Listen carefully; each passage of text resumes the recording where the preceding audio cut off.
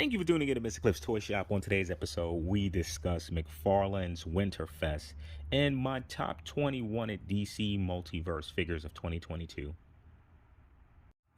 Since I waited to the last minute to conduct this video, the day that McFarlane will actually be showing some reveals, I want to go ahead and get started pretty quickly. So I'm going to go ahead and move pretty fast through the list. So I want to mention that I forgot one of the 20 characters that I originally had listed.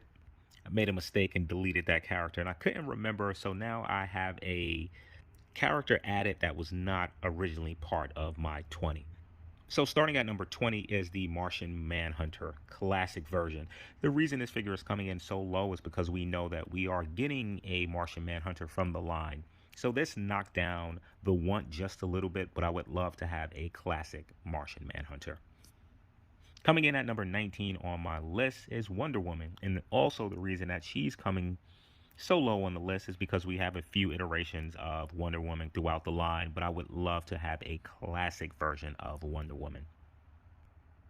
Number 18 on my list is Parasite. This is a figure that I thought would be a lot higher. However, I don't really care for the updated looks of Parasite. Really, my mental recollection of this character is from the Superman animated series. And if this figure is going to be done in that line, I do not like those proportions. So being that I couldn't find a solid Parasite to pick, this is why he's number 18 on the list. Number 17 would be razaghoul. With all the Batman figures that we have from McFarlane, it is important that we have villains to go aside them. So I can assure you razaghoul will not be the only Batman villain on this list.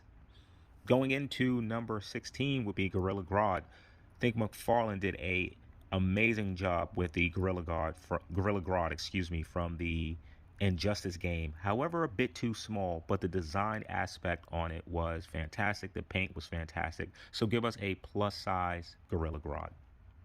Number 15 on the list would be Cyborg. I think it's important that we start to build out that Justice League. And unlike a lot of the characters in my wants, I don't want a classic Cyborg. I think I'm leaning towards something around New 52 or maybe something just before that. Number 14 in my list is Artana, and for this one I do want more of a classic design, though I think her modern interpretation is pretty similar to the original. For number 13, Red Tornado. This is a character which really doesn't get much love. I still have my DC Universe Classics, and it's still a great figure. So having this on an updated buck, let's get a Red Tornado. Number 12 on my list, also expanding that Justice League, will be Captain Atom.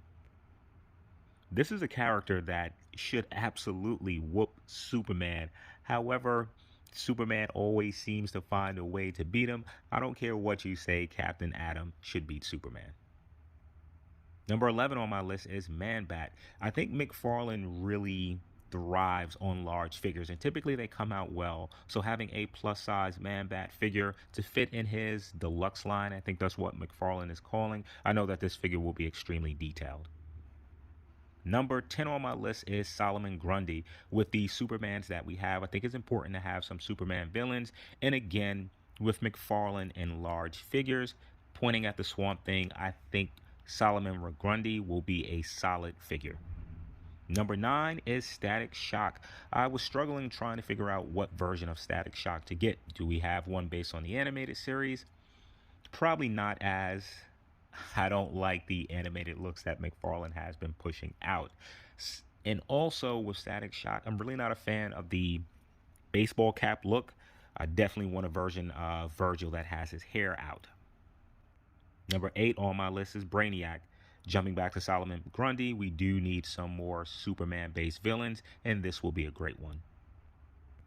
Jumping to number 7 on my list, and I thought this figure would make it in my top 5, and that's Sinestro.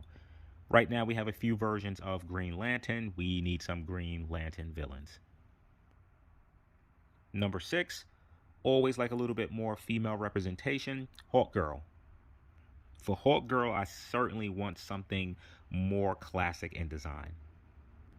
Before we jump into number 5 on my list, I want to throw out 2 honorable mentions. The first is Vandal Savage. Really like Vandal Savage.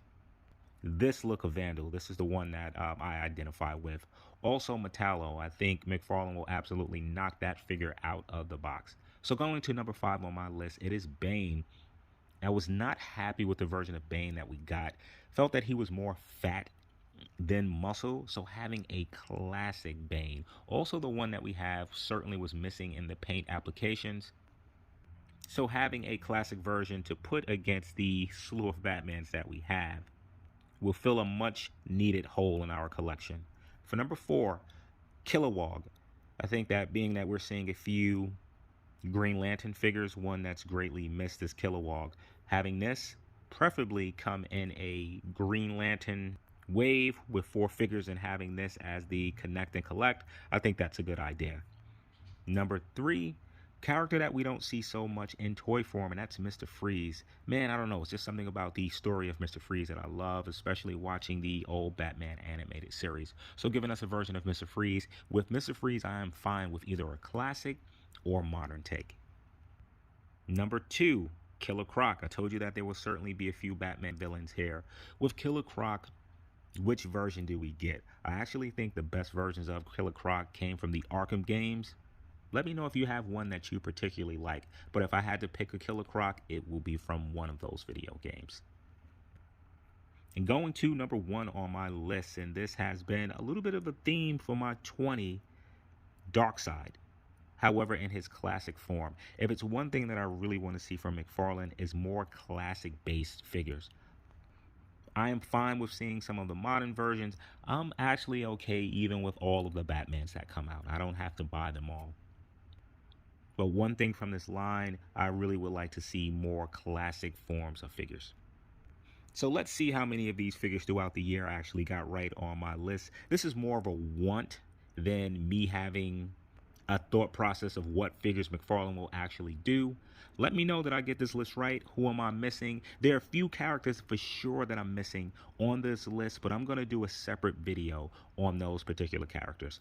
Thank you for tuning in to Mr. Cliff's Toy Shop. I hope to see you during the next episode.